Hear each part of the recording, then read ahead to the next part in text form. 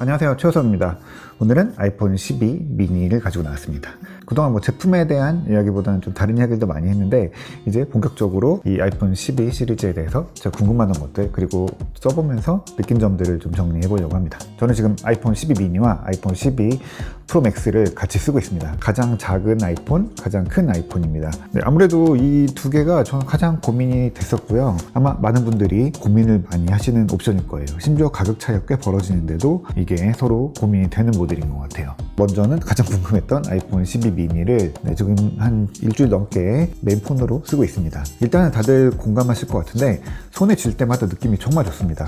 굉장히 가볍고 각진 이 디자인이 손에 쥐는 느낌이 너무 좋아요.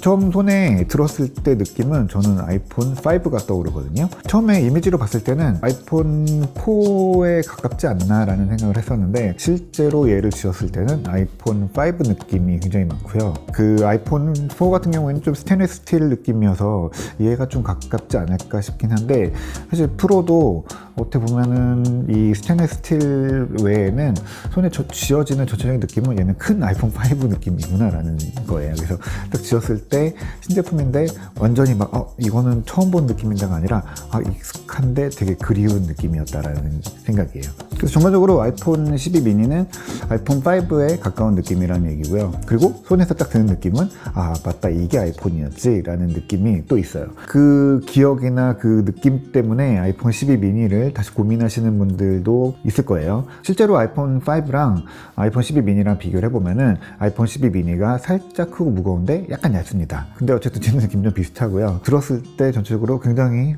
홀가분합니다. 이게 손에 쥐어지는 이런 말이 맞는지 모르겠지만 무게감이라고 하죠. 손목이나 이렇게 팔에 드는 부담 같은 것들이 거의 없어요. 그리고 이게 진짜 큰 의미가 있는지는 모르겠지만 손이 거의 다 닿기 때문에 이렇게 했을 때 한 손으로 다 다룰 수 있습니다. 그래서 조금 더 깊이 들어가서 보면은 첫 번째 디스플레이 얘기를 먼저 할 수밖에 없죠. 네, 디스플레이는 제가 가장 걱정했던 부분이기도 하고 또 제일 기대했던 부분이기도 해요. 다들 그렇잖아요. 이게 작은 화면 괜찮을까? 고민을 많이 하시잖아요. 아이폰은 좀 작았으면 좋겠는데 라는 생각과 함께 어떻게 보면은 요즘에 6인치 넘어가는 폰들이 대중화되면서 이게 5.4인치면은 너무 작은 게 아닌가 라고 생각하실 수도 있어요. 저도 처음에 봤을 때는 이거 이렇게 작았나? 싶을 정도로 좀 깜짝 놀랐었는데, 쓰다 보니까 작다는 느낌, 이것만 쓰면은 잘 못 느끼고요. 이걸 보다가 다른 거 보면은 이렇게 컸나? 라는 생각이 역으로 이제 사람이 적응한다고 할까요? 한편으로는 좀 호기심에 좀 써보고 싶은 마음에 고민을 하다가 나중에 결국에는 현실적으로는 아이폰 12 프로 맥스로 넘어가지 않을까라는 생각을 했었거든요. 이 크기 때문은 아니고요. 저는 크기보다도 해상도, 그렇다고 이 해상도가 픽셀 해상도가 떨어져서 그런 거 절대 아니고요. 아이폰 11이나 아이폰 SE처럼 FHD도 안 되는 거 아니야? 이런 건 아니고요. 해상도 굉장히 높습니다. 근데 제가 보는 해상도는 그 픽셀 해상도가 아니라 바로 화면에 보이는 정보량, 그 정보의 밀도죠. 얼마나 많은 정보를 보이냐는 거예요. 실제로 아이폰 11이나 아이폰 SE 보면은 해상도는 요즘 폰이 이게 맞아? 라고 할 정도로 좀 해상도는 낮은 편이죠. 근데 보면은 뿌옇다기보다는 굉장히 쨍하다 라는 느낌이 많이 들잖아요. 이거는 왜 그런지 이따가 다시 이야기를 해볼게요. 다시 화면 이야기를 해볼게요. 아이폰은 다 똑같은 iOS를 쓰지만 기기마다 화면에 보여지는 정보의 양을 좀 다르게 설정을 해놨어요. 화면 크기와 해상도 때문이거든요. 그래서 신제품 말고 과거 제품들 이야기 좀 해보면은 작년에 나왔던 5.8인치 아이폰 11 프로랑 6.1인치 아이폰 11 그리고 6.5인치 아이폰 11 프로 맥스 중에서 웹페이지 봤을 때 어떤 게 글자가 가장 크게 보일까요? 맥스라고 생각하실 수도 있어요. 화면이 크니까 글씨도 크게 보이겠지 라고 하는데, 일반 모드로 했을 때 아이폰 11 프로 맥스가 글씨가 가장 작습니다. 그리고 가장 크게 보이는 거는 화면이 가장 작은 5.8인치 아이폰 11 프로였어요. 그래서 화면이 작고 또 글씨가 크다 보니까 기본적으로 화면에 보여지는 컨텐츠 그리고 텍스트 양이 상대적으로 좀 적었어요. 그래서 웹페이지나 전자책 같은 거 보면은 조금 글씨 크기를 줄여야지 좀 마음에 들게 보이긴 했죠. 이건 뭐 설정에서 어느 정도 글자 크기 조정할 수 있는 부분이 있는데 뭐 원치 않는 곳에서 뭐 전체적으로 글씨가 다 줄어들기 때문에 배열이 무너지기도 하고, 그래서 저는 좀 선호하는 방법은 아니거든요. 그래서 기본적으로 좀 설정이 좀 타이트하게 해도 되지 않았을까라는 생각을 했었거든요. 그런데 아이폰 12 미니는 딱 적절하다는 느낌이 들어요. 네, 실제로 이렇게 비교해봐도 여기 표시되는 정보량이 그렇게 작지 않거든요. 해상도도 충분히 높고요. 6.5인치 아이폰 11 프로 맥스나 이 6.7인치짜리 12 프로 맥스랑 비교해도 정보량이 그렇게 많이 떨어지지 않고요. 딱 봤을 때 화면 크기 정도 안에서 적절하게 세팅이 됐다는 걸 느끼실 수 있을 거예요. 그래서 봤을 때 작지만 콘텐츠가 굉장히 알차게 잘 꽉꽉 잘 들어간다 라는 느낌을 받았습니다. 여기서 아이폰의 해상도도 좀 짚고 넘어가 볼까요? 아이폰 12 미니의 해상도는 두 개예요. 네, 디스플레이 해상도가 있고요, OS 해상도가 있습니다. 디스플레이는 2340 곱하기 1080 해상도예요. 그러니까 FHD에서 옆으로 좀 넓은 FHD 이런 식으로 부르는데, FHD에서 조금 더 길어졌다라고 보시면 돼요. 그런데 운영체제 해상도는 2436 곱하기 1125예요. 조금 더 큽니다. 그래서 내부적으로는 조금 더 크게 만들어서 약간 다운샘플링 하는 거예요. 조금 더 선명하게 보이도록 하는 부분도 있고, 왜 해상도를 이렇게 했는지, 다운샘플링 외에 뭐 다른 이유가 있는지 저도 이거 좀 궁금합니다. 대부분의 기기들이 조금 더 크게 샘플링해서 줄이고요. 이거 나중에 이 아이폰 프로 맥스 때도 이야기하겠지만 얘는 또 조금 다릅니다. 이거는 다음 리뷰에서 계속 이야기해 볼게요. 그리고 아까 제가 아이폰 SE나 아이폰 11 같은 조금 해상도가 낮다고 생각하는 디스플레이에서 해상도가 떨어지지 않는데 라고 느끼는 거에 대해서 조금 이야기 다시 해볼게요. 사실은 이제 콘텐츠 쪽에서 문제인데요. 아이폰 12 프로 맥스보다 이 아이폰 12 미니가 동영상 볼 때는 더 또렷해 보이는 상황이 있어요. 이것도 말이 안 된다고 생각할 수 있는데, 아이폰 12 미니 해상도가 아까 2340 곱하기 1080이라고 했잖아요. 이거는 1080p, 그러니까 1080p FHD 해상도에 딱 최적화되어 있는 디스플레이인 거예요. 그러니까 FHD 콘텐츠랑 디스플레이 해상도가 1대1로 딱 매칭이 된 거죠. 그러니까 깨끗하게 나와요. 그런데 아이폰 12 프로 맥스 해상도는 2778 곱하기 1284예요. 아이고, 저는 못 외워서 지금 써놨는데 FHD를 조금 넘는 해상도죠. 그래서 FHD 영상이 들어왔을 때는 약간 업샘플링을 할 수밖에 없죠. 그리고 또 화면이 크다 보니까 업샘플링을 하면서 조금 화면이 뿌옇게 되는 게 더 잘 드러나는 경우들이 있더라고요.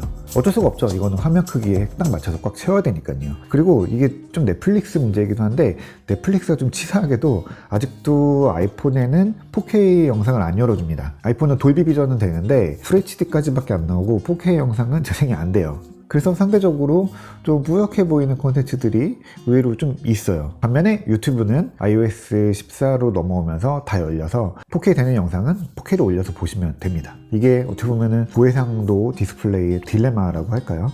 빨리 좀 콘텐츠들이 이제 4K로 넘어가도 되는 시기가 되지 않았나 좀 생각도 듭니다.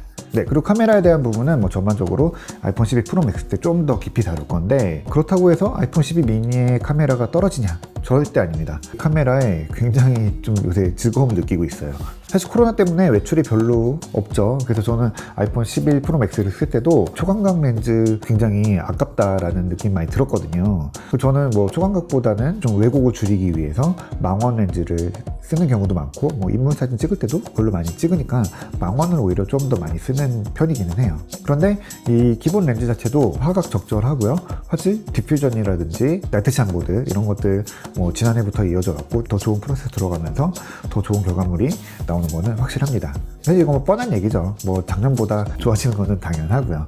네, 기본적으로 화질도 분명히 좋아졌고요. 더 자연스러운 사진 나옵니다. 그러면 DSLR보다 더 좋은 사진 나오냐? 뭐 사실 그건 아니고요. 이거는 뭐 용도나 활용 방법 따라서 완전히 다른 쪽의 이야기죠. 그래서 이 스마트폰 사진을 DSLR이랑 비교하기는 뭐 적절하진 않다고 보고요. 우리가 사진을 어떻게 소비하느냐를 보면은 사실은 대부분 스마트폰으로 찍고 스마트폰으로 공유하고 스마트폰으로 보죠. 그러니까 사실 이 안에서는 DSLR이나 스마트폰 카메라나 그 차이를 크게 느낄 수 없고, 또 컴퓨테이셔널 포토그래피 이런 기술들로 인해서 화질이나 뭐 어떤 광학 효과 같은 것들 점점 많이 들어오고 있죠. 어떻게 보면 DSLR을 대신할 수 있다라는 부분에 대해서는 상당 부분 맞지만, 이게 무턱대고 DSLR보다 이제는 스마트폰이 더 잘 나와 라고 이야기할 거는 아니에요.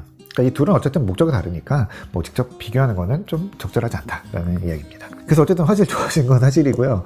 저는 이번에 제일 놀란 부분은 동영상 촬영이에요. 이거 처음에 발표봤을 때는 조금 뭐 얕봤던 부분도 없지 않은 것 같아요. 아무리 뭐 아이폰이라고 해도 이게 뭐 스마트폰에서 HDR이 제대로 될까, 특히 또 이 까다로운 돌비 비전이 제대로 재생, 뭐 편집 이런 게 될까 싶었거든요. 그런데 진짜 깜짝 놀랐어요. 이게 어디서 드러나냐면은 밤에, 깜깜한 밤에 밝은 빛이 있는, 특히 이제 뭐 LED 조명 같은 거 있는 부분에서 그럴 때 찍으면은 차이가 확 납니다. 이게 뭐 말로 설명하기도 뭐하고, 이 영상 안에서 자료를 넣어도 이게 표현이 안 돼요. 영상 소스를 원본 손 안 댄 거를 바로 올려놓을 테니까 한번 눌러서 보고 오시면은 어떤 느낌인지 조금 감이 오실 거예요. 근데 제가 보니까 유튜브에 올렸을 때 HDR 나오는 것보다 이 원본 그대로 보는 HDR이 훨씬 효과가 좋거든요. 그냥 대충 어느 정도 나온다 정도 느낌을 보시면 좋을 것 같습니다. 왜 좋냐면 주변은 깜깜한데 LED 조명만 딱 짚어서 정확한 빛과 색을 만들어줍니다. 그래서 눈부신 LED 조명이 정말 눈부시게 보이고, 또 어두운 데는 어두운 느낌 그대로 잘 보여주면서도 또 디테일도 꽤 잘 살려서 보여줘요. 과하지 않고 딱 적절하게 지금 보는 느낌이 그대로 담기는구나 라는 느낌을 주더라고요. 뭐 물론 안부 디테일이나 뭐 노이즈 같은 부분들이 센서가 작기 때문에 뭐 완전히 피할 수는 없지만 그래도 꽤 괜찮은 편입니다.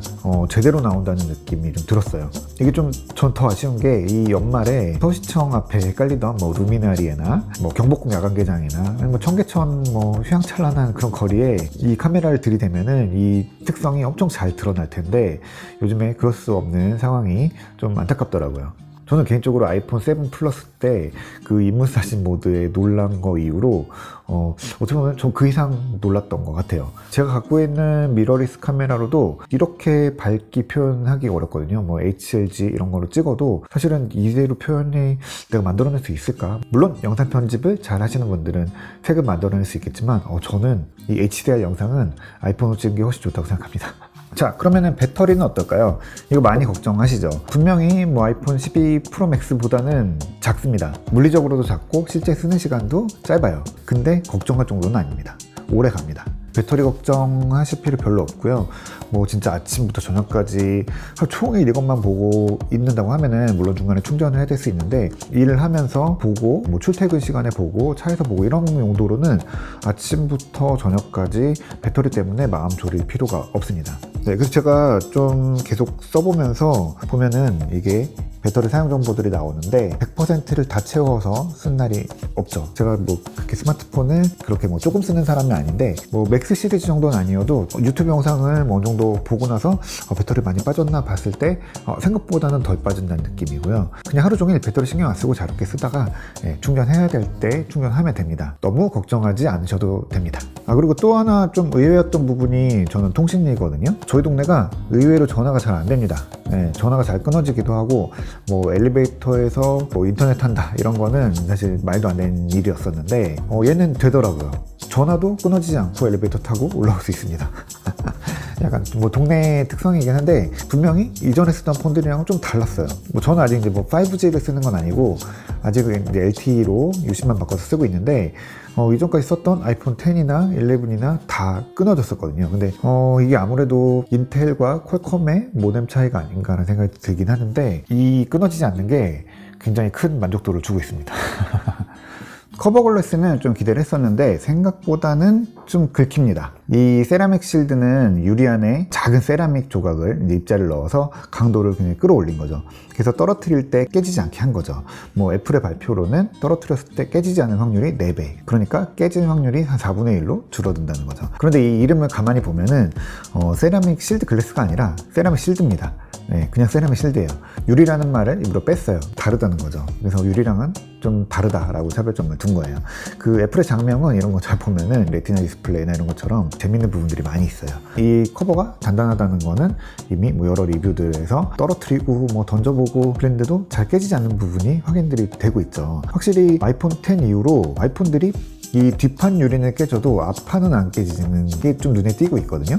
아무래도 이제 여기 뭐 강화유리 필름 이런 거 붙이기 때문에 그게 대신 뭐 충격을 막아주는 부분도 있겠지만 이 곡선 디스플레이 구조 자체가 충격을 이렇게 들어왔을 때 분산시켜주기 때문에 확실히 좀 깨지는 부분들이 줄어드는 것 같아요. 네, 뭐 이거는 뭐 통계가 있는 게 아니라 제 그냥 느낌적인 느낌입니다. 여기에 세라믹실드 같은 더 강한 커버가 더해지면서 네, 확실히 이제 덜 깨지는 조건들이 만들어지는 것 같아요. 그렇다고 해서 절대 안 깨지는 뭐 강철의 유리 이런 건 아니니까 떨어뜨리지 않는 게 좋고요. 일단 떨어지면은 뭐 디스플레이가 깨지지 않더라도 속의 다른 부분들에 데미지가 갈 수 있기 때문에 되도록이면은 던지지 마시고 떨어뜨리지 마세요.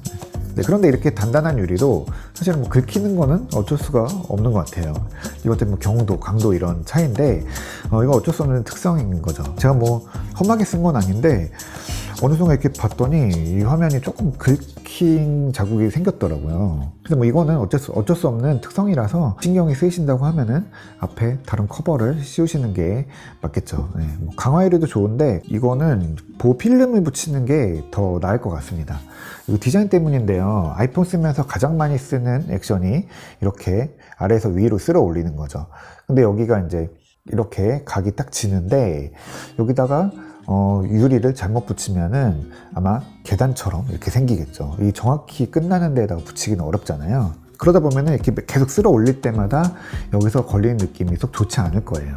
그래서 상대적으로 좀 얇은 필름을 붙이시는 게 이질감이 좀 덜하지 않을까 생각됩니다. 근데 어쨌든 뭐 필름도 이렇게 걸리는 느낌이 나긴 날 거예요. 역시 질린이 생폰인데 이거 참 마음이 넓어야지 쓸 수 있을 것 같아요. 네, 이야기가 좀 길어졌는데 이야기할 것들이 조금 더 남아있어서 이건 조금 또 더 써보고 다음 리뷰에서 또 다시 이어가도록 해볼게요. 네, 전체적으로 써본 아이폰 12 미니는 아이폰 그리고 또 스마트폰을 되돌아보게 만든다는 느낌 받았거든요. 네, 점점 커지고 뭐 그에 따라서 저는 무거워지는 게 스마트폰의 뭐 당연한 흐름 이런 거였는데 사실 아이폰도 이제 6.5인치를 넘어서 6.7인치까지 올라갔잖아요. 네, 이게 큰 화면이 분명히 좋고 또 시원시원한 느낌이 분명히 좋은 건 사실인데 크기와 무게에 대한 부담 그런 것들이 결국에는 손에서 느껴지는 그 말로 설명하기 어려운 그 느낌들이 있잖아요. 그래서 아이폰 12 미니를 계속 쓰면서 느껴지는 그 가뿐함이 주는 가치, 이거 우리가 너무 잊고 사용했던 게 아닌가. 가뿐함이라는 이 키워드를 무시할 수 없다라는 부분이 바로 이 아이폰 12 미니에서 느껴지는 가장 큰 메시지가 아닌가 싶습니다. 네, 그래서 이 둘 중에서 그럼 아이폰 12 미니로 마음이 기울었냐라고 하면은 또 그건 아니거든요. 아이폰 12 프로 맥스는 또 맥스대로 또 좋은 그런 부분들이 있어서 다음 이야기는 이제 아이폰 12 프로 맥스로 넘어가고 그 다음에 다시 두 번째 아이폰 12 미니 이야기를 다시 가지고 올게요. 네, 오늘 아이폰 12 미니 이야기 해봤고요. 오늘 이야기는 여기까지 하겠습니다.